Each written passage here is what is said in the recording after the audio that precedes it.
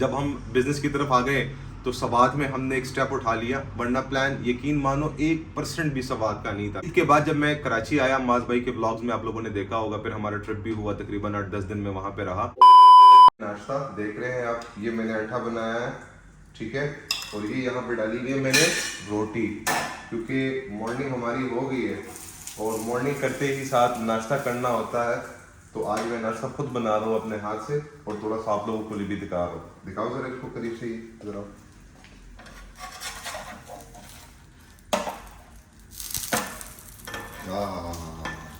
भाई क्या बात है। ऐसे पराठे जो है ना खुश नसीब लोगों को मिलते हैं, वो भी परदेश में। गुड मॉर्निंग गाइस, अस्सलाम वालेकुम। उम्मीद है हमेशा की तरह आप सब ठीक ठाक खुश मज़ों में होंगे। अल्हम्दुलिल्लाह मैं भी बिल्कुल ठीक हूँ।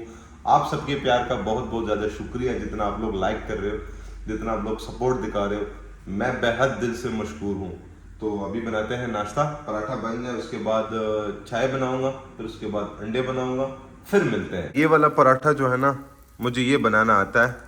मेरे ख्याल से 7-8 क्लास में जब मैं पढ़ता था स्कूल में, तो मैं नानी के यहाँ शिफ्ट हुआ था 1-2 साल के लिए, तो वहाँ पे मैंने ये सीखा था। तो लाइक मुझे बहुत पसंद है। इवन मैं अपने लिए घर में भी बनाता था। अब अपना जो गांव जाता था तो वहाँ पे भी खुद अपने लिए जो है ना मैं ऐसे ही पराठा बनाता था। तो वो मुझे बहुत अच्छा लगता भी है और टेस्ट भी इसका बढ़िया होता है। अब वो दूसरा जो पराठा है उसके लिए स्पेशली आटा गूंदना पड़ता है और वो ज़्यादातर जो है ना फीमेल्स का काम है, तो उसका मुझे इतना ख़ास इल्म नहीं है। लेकिन ये जो है ना ये बहुत इजी है। आटे के अंदर थोड़ा सा पानी डाल दो, नमक डाल दो, उसको मैश कर दो। जब वो सही से मैश हो जाए तो फिर तवा गरम करके उसके ऊपर डाल दो।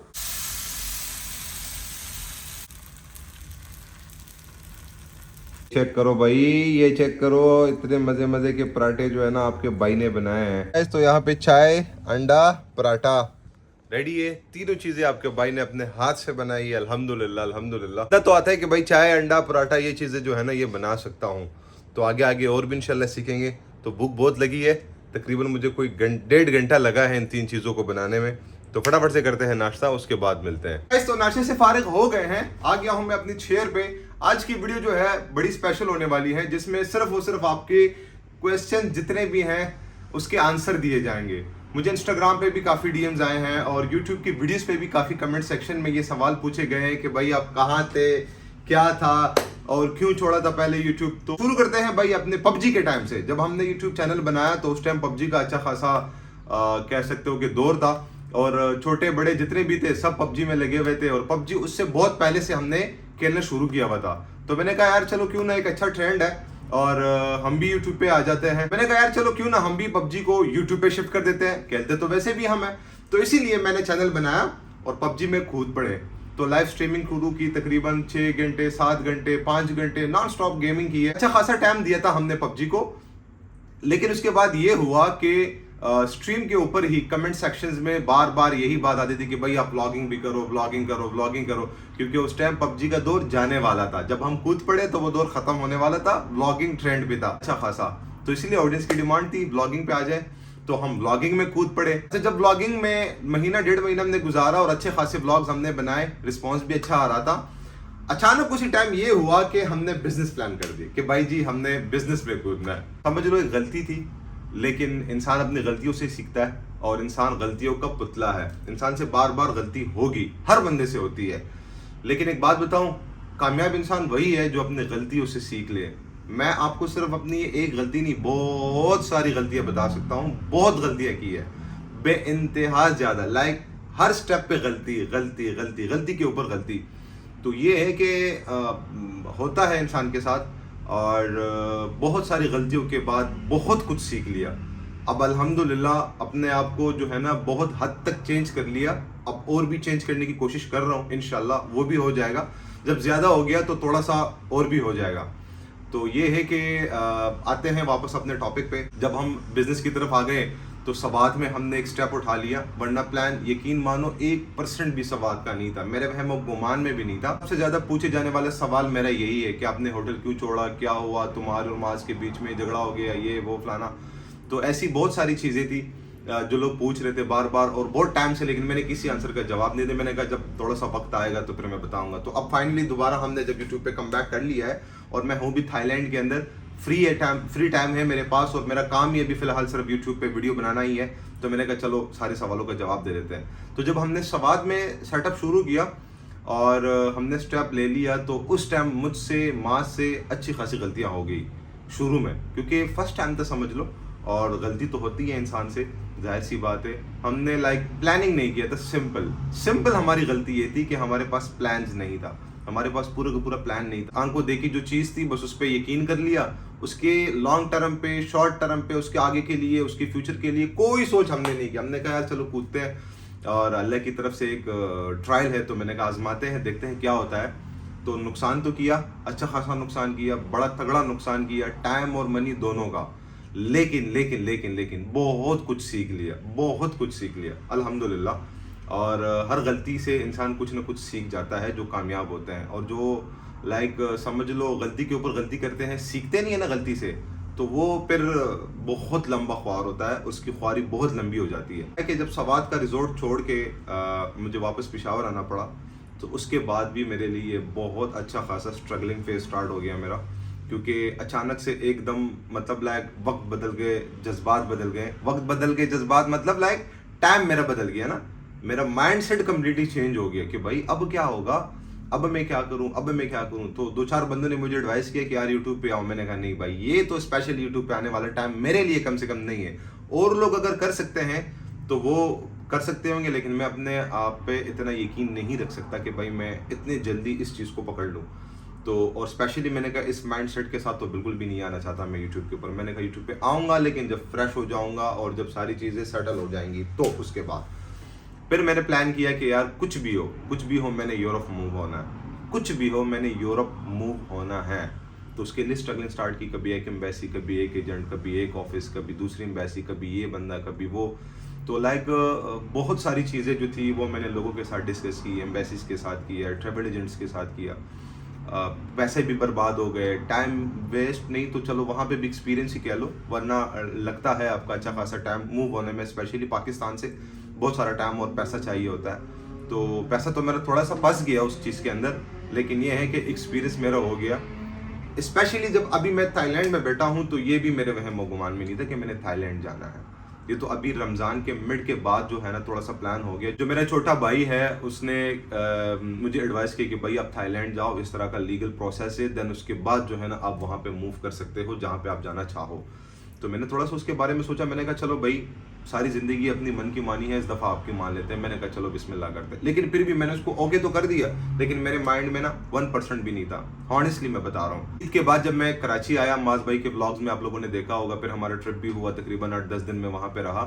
तो वहाँ पे जैसे ही जिस दिन मैं कराची पहुँचा, लैंड हुआ, उसी रात को मुझे भाई ने व्हाट्सएप किया, और व्हाट्सएप के ऊपर मुझे थाईलैंड का वीज़ा भेज दिया कि भाई आपका थाईलैंड का वीज़ा 4 दिन पहले लग गया है, अब मेरे पास आ गया, तो भाई आप बताओ टिकट का क्या सीन है। मैंने कहा यार ये कैसे पॉसिबल है, मैं तो बिल्कुल रेडी नहीं हूँ। रेडी क्या, मैं तो 10% भी मेरे माइंड में नहीं था कि भाई ये इतनी जल्दी हो जाएगा और मुझे इतनी जल्दी जाना पड़ेगा। फिर हमारा नॉर्दर्न का ट्रिप हो गया, तो मैं तकरीबन 8-10 दिन मैं कराची में रहा मास के साथ। फिर उसके बाद जब वापस आया, टिकट खरीद के पैक करके, फिर मैंने कहा यार अब जो भी हो, बस मैंने कहा इसी दिन मैंने जाना है और जल्द से जल्द जाना है, जब कराची से मैं वापस आया। खैर बैग शैग पैक किया, दिल बहुत उदास था। फैमिली को, बच्चों को, स्पेशली अलमाज और जिमल की बहुत याद आती है, अम्मी अब्बू की भी बहुत याद आती है, वाइफ की तो जाहिर सी बात है, आपकी लाइफ पार्टनर है तो उसकी तो याद आती ही होगी। खैर अल्लाह मालिक है, ये वक्त भी गुजर जाएगा इंशाल्लाह। परदेश आके जो है ना घर वालों की याद आना बहुत नॉर्मल सी बात है।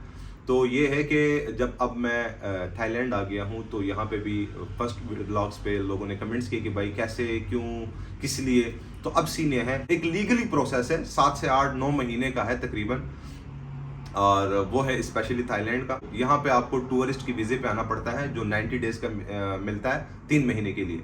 देन उसके बाद यहाँ पे आके आपने अपने लिए वकील करना है और आपने एक केस सबमिट करना है। यहाँ पे आपने नॉन बी वीज़ा लेना है, उसकी फ़ीस है वो अदा करनी पड़ेगी। आपको यहाँ पे कंपनी बनानी पड़ेगी जो लीगली गवर्नमेंट के साथ रजिस्टर्ड होगी, उसकी भी फ़ीस है वो भी पे करनी पड़ती है। फिर आपको वन ईयर वर्क परमिट मिलता है, हालांकि काम करने की इजाज़त यहाँ पे बिल्कुल भी नहीं, आप यहाँ पे काम नहीं कर सकते हो, लेकिन वर्क परमिट मिल जाता है, वो एक वीज़े का प्रोसेस है उस पर्पस में।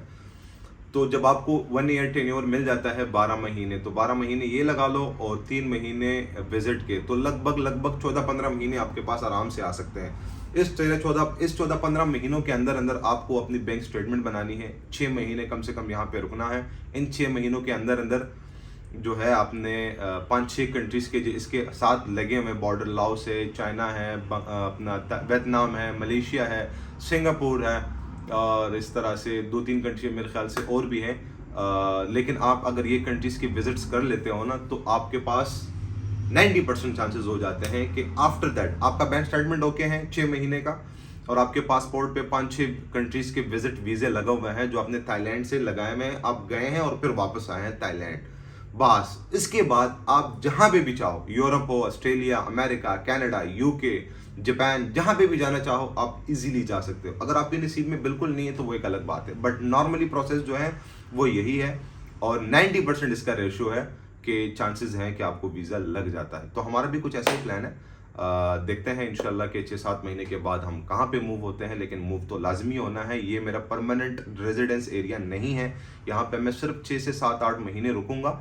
जैसे ही मुझे अपॉर्चुनिटी मिलेगी तो यहाँ से अमेरिका नहीं, खैर देखते हैं कहाँ पे जाना हो सकता है हमारा, कौन सी जगह हमारे लिए बेस्ट है। बहुत सारी चीज़ें हैं जिनको सोच समझ के ये स्टेप उठाना है, तो इसीलिए वो सारी चीज़ों को एनालिसिस करके ही जो है ना कदम उठाना है, सोच समझ के, क्योंकि ये आपकी ज़िंदगी का सबसे इम्पोर्टेंट फेज़ होता है और सबसे इम्पोर्टेंट पार्ट होता है कि आप अपने फ्यूचर के लिए क्या सोच रहे हो और आप अपने फ्यूचर के लिए कौन से फैसले कर रहे हो।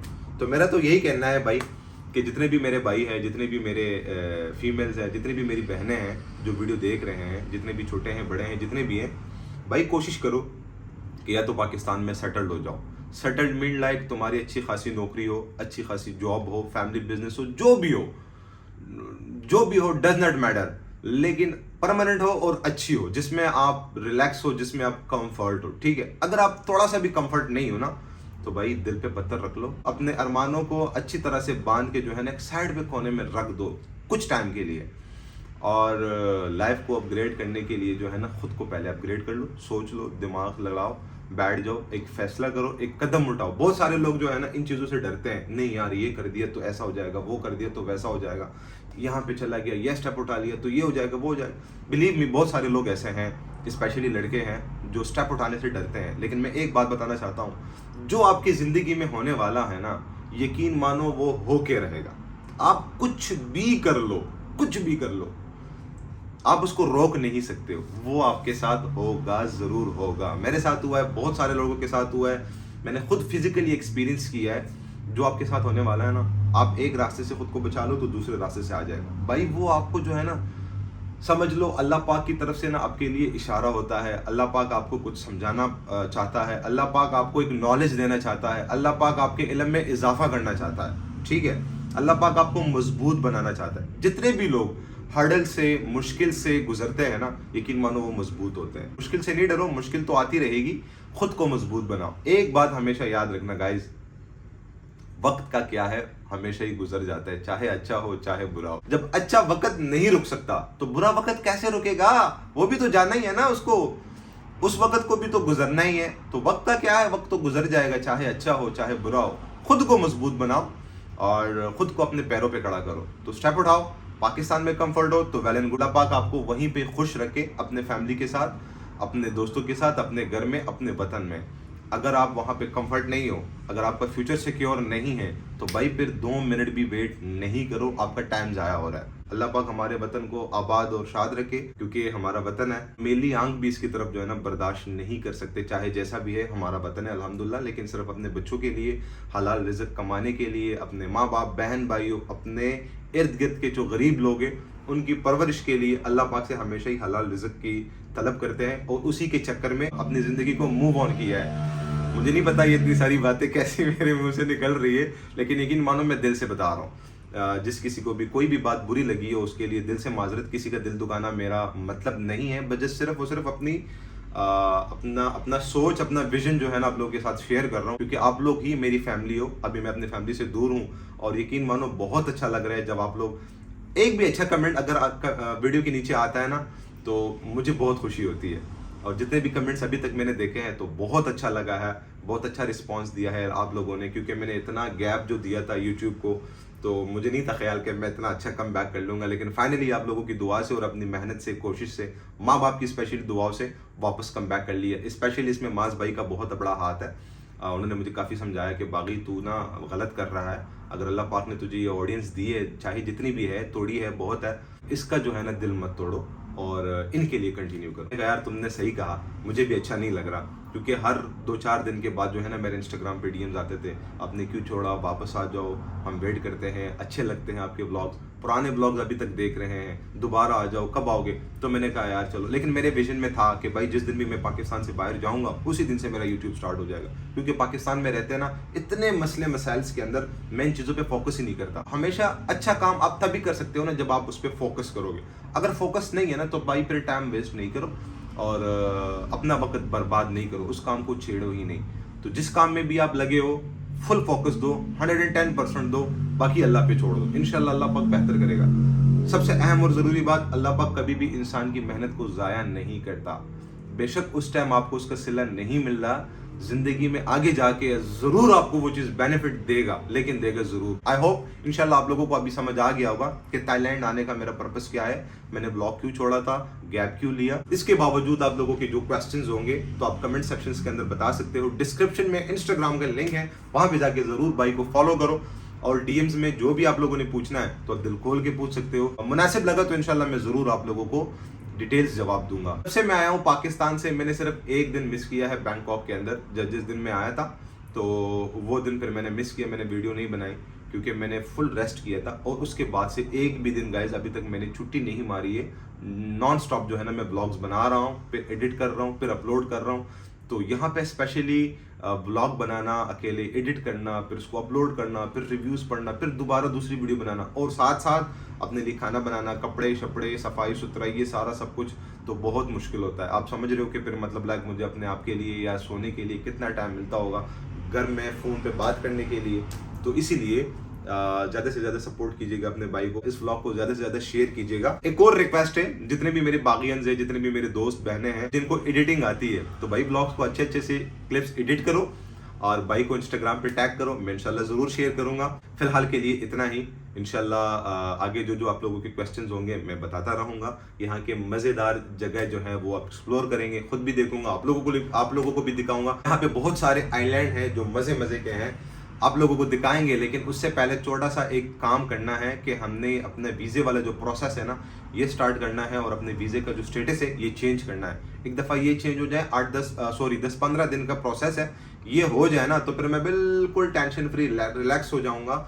फिर जाएंगे इंशाल्लाह, हर दिन आइलैंड्स पे जाएंगे, जितने भी आइलैंड हुए यहाँ पे वो डिस्कवर करेंगे, खुद भी देखेंगे, आप लोगों को भी दिखाएंगे, मजे मजे के व्लॉग्स बनाएंगे। तो हमेशा ही लाइक कर दिया करो भाई। अभी बनाते हैं अपने लिए थोड़ी सी चाय, क्योंकि नाश्ता 12 बजे किया हुआ था, अभी है मेरे ख्याल से कोई 5 बज रहे हैं, सूरज गुरूब होने वाला है, तो बनाते हैं चाय। A few minutes later. तो चलते हैं भाई बिग सी, क्योंकि काका कह रहा है कि भाई चावल बनाते हैं। मैंने कहा नहीं भाई, चावल तो कल रात भी खाए थे।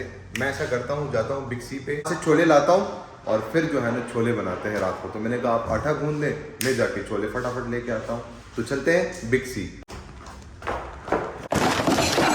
तो स्कूटी अपनी निकाल ली, चलते हैं बिग सी की तरफ। गाइस जाना तो बिग सी ही था, लेकिन काका की कॉल आ गई और वो कह रहे कि नहीं भाई शेख की दुकान पे जाओ, वहाँ से आटा भी लेके आओ। हम जो आटा इस्तेमाल कर रहे हैं वो रहा ये वाला चक्की फ्रेश आटा। क्वारी डबल हो गई, सिर्फ छोले नहीं मिले, बाकी सब कुछ यहीं से मिल लिया।